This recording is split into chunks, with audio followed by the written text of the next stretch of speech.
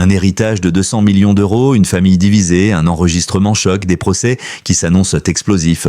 Et si la dernière œuvre d'Alain Delon n'était pas un film, mais sa propre succession. Depuis le décès du légendaire acteur à l'âge de 88 ans, le 18 août 2024, rien ne semble apaisé. Au contraire, les tensions n'ont jamais été aussi vives. Ce qui devait être un dernier hommage s'est transformé en feuilleton familial tragique, mêlant rivalité, accusations publiques, guerre juridique et enjeux financiers colossaux. Mais comment en est-on arrivé là? Pourquoi l'héritage de l'un des plus grands monstres sacrés du cinéma français est-il encore bloqué plusieurs mois après sa disparition? Et surtout, que nous dit cette affaire sur notre époque et sur la manière dont les conflits familiaux se déchaînent une fois les projecteurs braqués? Dans cette vidéo, nous allons plonger au cœur de la bataille des Delon, explorer les coulisses du drame, déchiffrer les stratégies de chacun et poser les vraies questions.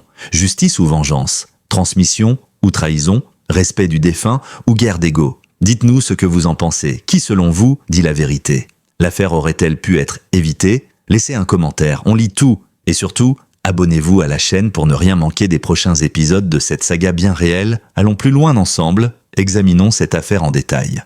Décédé à l'âge de 88 ans, le dimanche 18 août 2024, Alain Delon laisse derrière lui un héritage estimé à 200 millions d'euros. Pourtant, plusieurs mois après sa disparition, la succession de l'icône du cinéma français demeure gelée, prise en otage d'un conflit familial qui mêle douleur intime, lutte d'influence, bataille juridique et règlement de comptes publics. Un patriarche affaibli, un clan divisé, Alain Delon, monument du 7e art, avait déjà amorcé son retrait de la vie publique après avoir subi un accident vasculaire cérébral en 2019.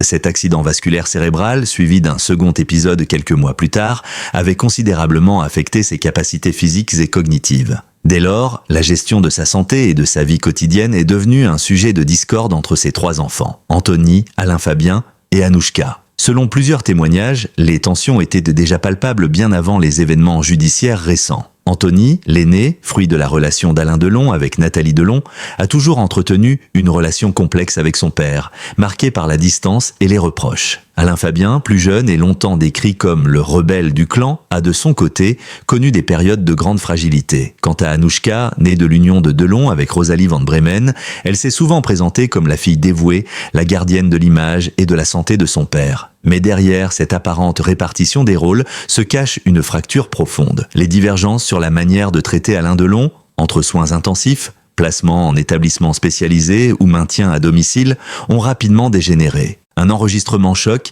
et une plainte pour atteinte à la vie privée. L'élément déclencheur de l'implosion familiale survient en janvier 2024 lorsque Alain Fabien publie sur les réseaux sociaux un enregistrement audio capté dans la demeure familiale de Douchy. On y entend une conversation entre Anouchka et leur père, dans laquelle cette dernière semble exprimer sa frustration. « On est en train de te prendre pour un débile.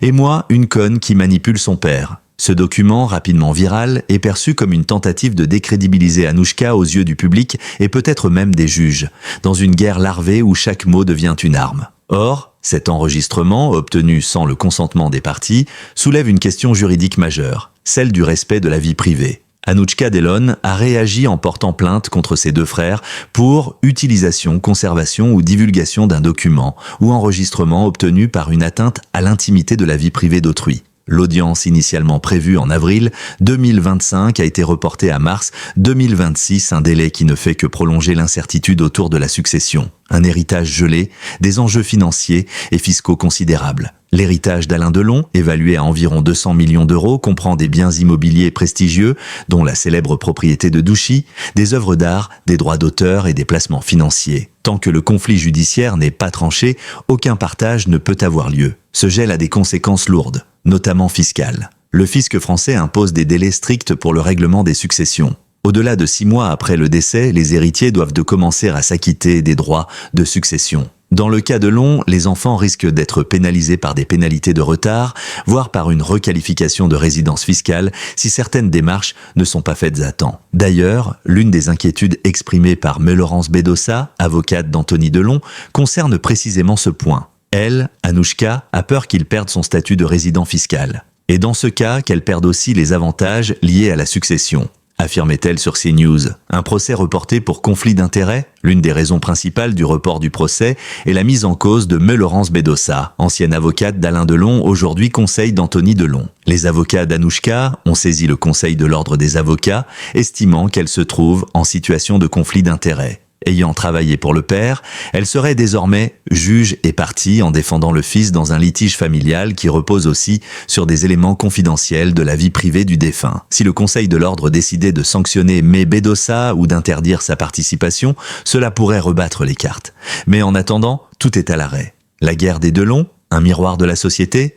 Au-delà de la saga familiale, cette affaire soulève des questions plus larges sur la gestion de la fin de vie, la protection des personnes vulnérables et la violence des conflits d'héritage. Elle illustre aussi la manière dont les drames privés sont désormais scrutés par les médias et instrumentalisés via les réseaux sociaux. Chaque membre du clan Delon semble parler à son propre public, renforçant l'éclatement familial. Ce phénomène est loin d'être isolé. Des affaires similaires ont éclaté autour des successions de Johnny Hallyday, Claude François ou encore Karl Lagerfeld. À chaque fois, l'argent, les rancunes accumulées, les tensions intergénérationnelles et les enjeux d'image publique transforment la douleur du deuil en champ de bataille judiciaire. Et maintenant, en l'état actuel des choses, aucun règlement ne pourra intervenir avant l'audience du 17 mars 2026, à moins qu'un accord amiable ne soit trouvé entre les trois enfants. Ce scénario semble cependant improbable, tant les positions apparaissent irréconciliables. La justice aura donc la lourde tâche de trancher non seulement sur la plainte pour atteinte à la vie privée, mais aussi